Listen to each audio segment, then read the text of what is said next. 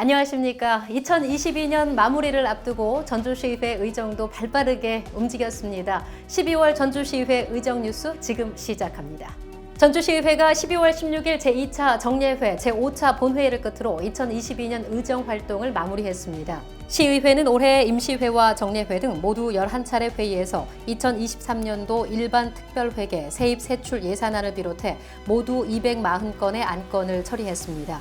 또 시정 발전과 시민의 이익을 대변하기 위한 15건의 시정 질문과 69건의 5분 발언을 통해 시정의 올바른 방향과 대안도 제시했습니다.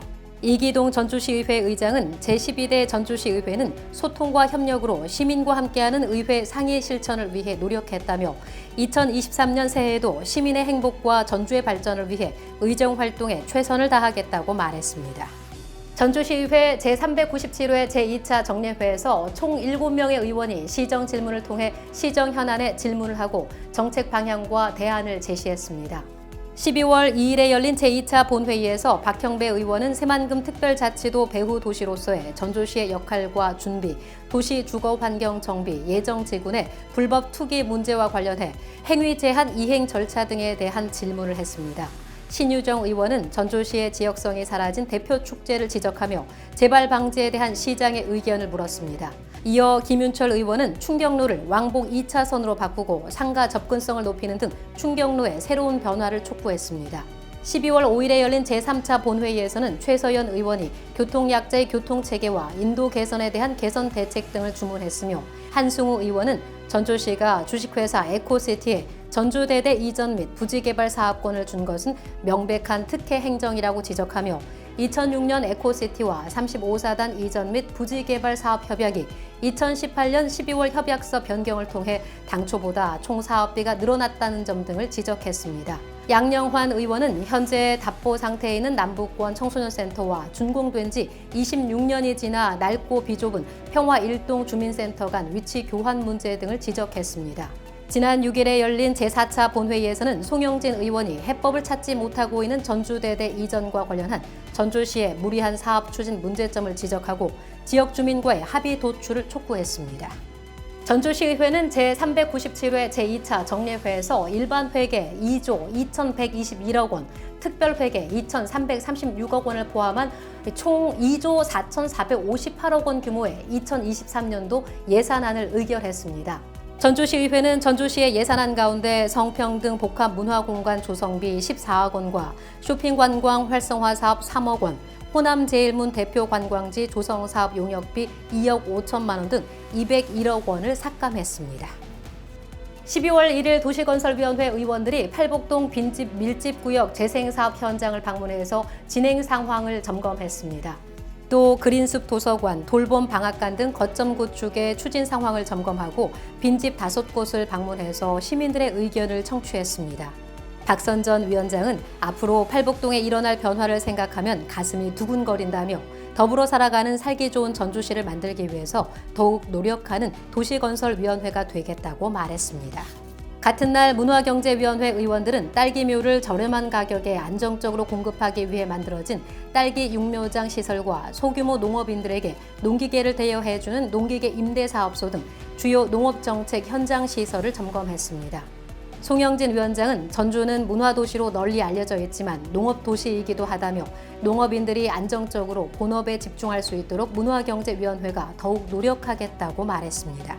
복지환경위원회는 이날 경기도 하남시 자원순환시설인 하남 유니온파크를 찾아서 소각장 조성과 운영 방식 등을 견학했습니다. 전주권 소각자원센터의 내구 연한이 2026년 9월에 만료됨에 따라 이후에 시설 설비와 운영에 대한 연구가 필요하다는 판단에 방문한 것으로 소속 의원들은 소각 처리 시설과 시민 휴식 공간 등 유니온파크 운영 상황을 직접 살피고 전주시에 적용할 수 있는 부분이 있는지 꼼꼼하게 확인했습니다.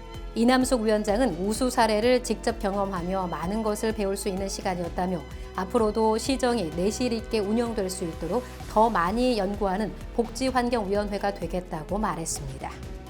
전주시의회가 올해 의원들의 의정활동 내용을 담은 의회보 발간을 위한 작업에 들어갔습니다.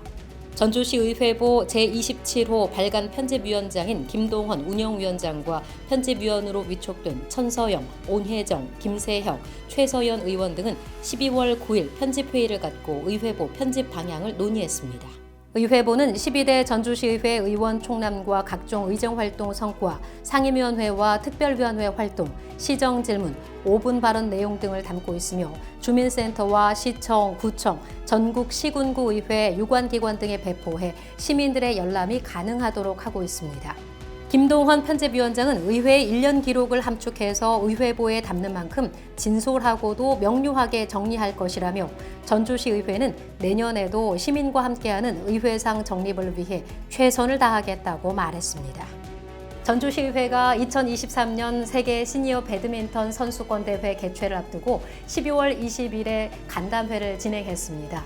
이날 행사에는 국내외 여행사 대표와 전북 배드민턴 협회 관계자 등이 참여했습니다. 이 자리에서 참석자들은 배드민턴 여행 상품 출시와 전주 관광 인프라 개선점 등을 논의했습니다. 이기동 의장은 스포츠 관광객 유치와 2023 세계 시니어 배드민턴 선수권 대회 성공적인 개최를 위해 모든 지원을 아끼지 않겠다고 말했습니다. 전주시의회 로컬라이징 연구회가 12월 6일 전주사회혁신센터에서 전주시 도시재생 과거와 현재 그리고 미래 정책토론회를 개최했습니다. 이번 정책토론회는 전주시 도시재생사업 추진 현황을 점검하고 재생 공간을 이용한 지역 활성화 방안을 논의하기 위해 추진됐습니다. 발제를 맡은 전주시 도시재생센터 소영식 센터장은 전주시 도시재생사업이 국토부 도시재생 뉴딜 사업 등 국가 공모사업 선정에 집중돼 현장의 목소리가 반영되지 않고 출구 전략에 대한 고민이 부족했음을 지적했습니다. 즐거운 도시연구소 정수경 박사는 일본 요코하마의 사례를 바탕으로 공공의 공간을 민간 영역에 활용하는 다양한 방식을 소개하며 전주시만의 고유한 정체성을 담을 수 있는 활용 방안에 대한 고민이 필요함을 역설했습니다. 로컬라이징 연구회장을 맡은 최서연 의원은 지역 활성화를 위한 고민 없는 도시 재생 사업은 어떠한 음식도 담지 못하는 빈그릇일 수밖에 없다며 지속적으로 전주시 구도심뿐만 아니라 지역 전체에 활기를 불어넣을 수 있는 지역 활성화 방안에 대해 고민하는 연구회가 되겠다고 말했습니다. 이상으로 12월 전주시의회 의정 뉴스를 마칩니다. 시청해주신 여러분 고맙습니다.